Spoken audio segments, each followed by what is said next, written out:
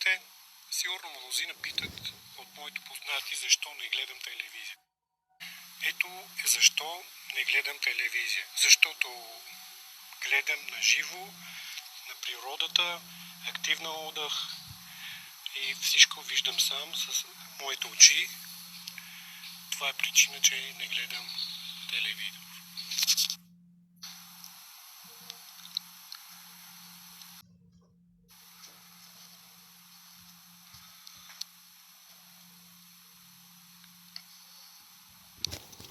И много интересно стана, когато беше вече тъмно, след като слязох от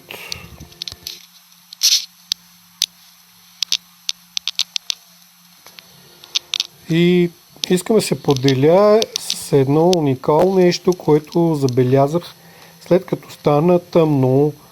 В тъмнината се появиха едно животинки, летящи зелени, като тази графика.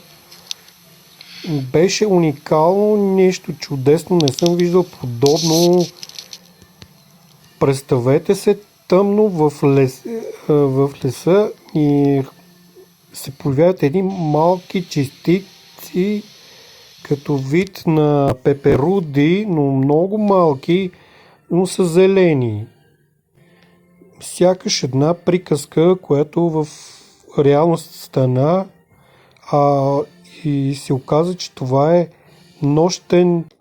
нощни светулки, които светят през нощта, когато става тъмно. Те се оживяват и почват да се раздвижват в гората и станах очевидец на явлението и беше много тъмно и в тая тъмнина сякаш звездите с зелени мнозин, стотици почнаха да летят насам натам. Беше просто чудесно, трябваше да го видите. Заснимах го, но по-натам ще го пускам в ефира.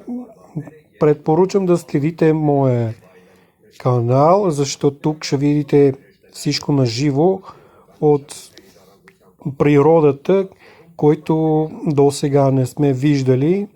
Ще влизаме дълбочините в природата и ще виждаме всичко с нашите очи.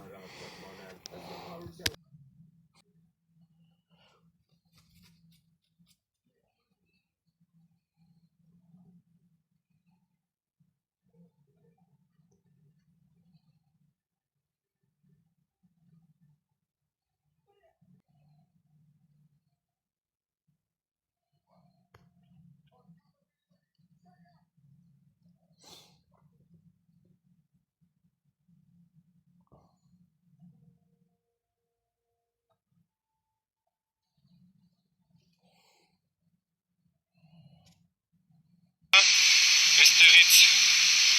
Կարող ես այնպիսի մաքուր չնչես, որ